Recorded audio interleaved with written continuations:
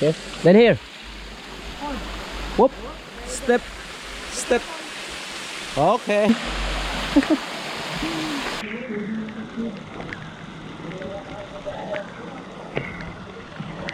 V temle videu vam bom pokazal en čudoviti slap na Filipinih.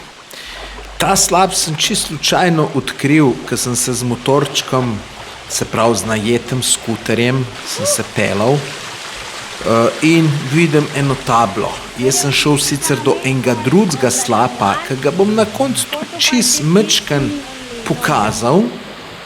O tem žal nimam več posnetkov, tukaj jih imam pa ful, tako da ta boste videli ful hudo, kaj je. No, in sem videl tablo, pa sem rekel nič, grem pa pogledat, pa da vidim, kaj je to.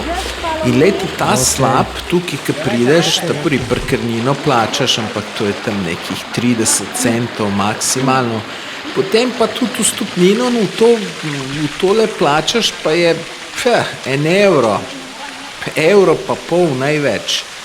In dobiš potem tudi vodičko, takole, ko sem jaz dobil, tole gospo, ko vidite, ko pred menoj hod. Zelo prijazna, tako kot vsi Filipinci. In tam dol imajo tudi umarce, tako da sem pustil denar, pa dokumente, pa vse. In sem šel tole gor. In tole, kakor vidite, je kar nekaj cajta trajalo in so bili malo večji, mali slapovčki in tako naprej. Mislim, izjemno zanimivo.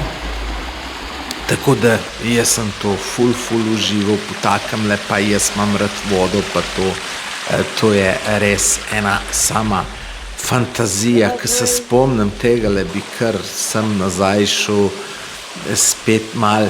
No in ko sem tole za montažo tega videa iskal, kako je sploh se imenuje ta slap, sem videl, da je na Google Mapsu tle v okolici še ne 5-6 lepih slapov in no, upam, da se še kdaj tle vrnem. Tudi vidite, ta gospa je bila zelo prijazna, pomagala, celo pomagala mi je tudi snemati, boste pol kasneje videli. Takole roko večkrat dala, pa da smo šli, tako da vam mislim, veliko bolj zanimivo tole bilo, ker samo tole vodičko, kot če jo ne bi bilo. No, me je tudi malo vprašala, če sem poročen, če imam otroke, in ko sem rekel, da nisem poročen, je tudi ona povedala, da ni, pa se malo nasmejala, tako da mogoče je bila to majčkeno ženitvena ponudba iz njene strani.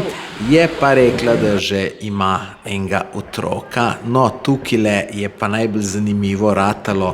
Tukajle sem šel skočiti v tale bazen in ne boste verjeli, koliko me je bilo strah sem noter skočiti. To pa zato, ker sicer je bilo čist nizko, samo dna se ni videlo, ne. In če ne vidiš dna, imam jaz tako slab občutek, da je to groza, čeprav sem šel prej not v vodo in vse pretipal, če slučajno kje kakšna skala ven gleda in seveda ni bilo nič. Po sem šel pa skočiti, no pa me je še zmeraj bilo malo strah. No, tole je pa, to je bil pa zaključek, se pravi, tle na koncu je bil pa ta, bi rekel, ta velik slap, lep, čudovit. No, in ko sem jaz videl, da ljudje tle plezajo, sem pa rekel, wow, to moram pa tudi nujno jaz iti. In jaz kot jaz seveda sem mogel priti do čim bolj, do unga čist skrajnega roba. Tukajle sem imel majčkeno težavo, Filipinci so lažje prišli, ko so bili suhi, kot jaz. Jaz sem se pa komaj prevlekel čez to, ki je bilo res usko, ampak gledajte, tole je. Jaz v takih stvareh uživam, kot majhen otrok, tako da samo take stvari mendej pa sem zadovoljen. Drugače pa, no, se pravim, fantastična izkušnja tole. No, pol je bilo treba še dol prideti, takole vmes je bilo treba koga mal počakati, pa spet takole tle po ta oskem iti čez, ni bilo čist najlažji zame. No, spodaj me je ta moja vodička vse snemala s telefonom, evo, zdaj jo vidite, tako da res, tole super, vam povem, čist en sam užitek. No, pol na konc, to smo pa nazaj šli, ne, lažje je bilo gor prideti, ker dol, pa tudi dol ni bilo težko. No, tukaj pa že ta drug slab, ker pa nimam veliko posnetkov, ta je pa veliko bolj znan, imenuje se Kava San in glejte, koliko je bilo ljudi.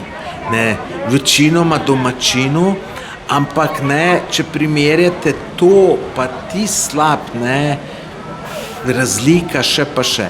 Nisem pa prepričan, če je tukaj bila kakšna vstopnina, mogoče sploh ni bilo, ker če bi bilo vstopnina, toliko domačinov ne bi bilo, oziroma sej ketu, tako da vstopnina za tujce je, za domaščine pa ne.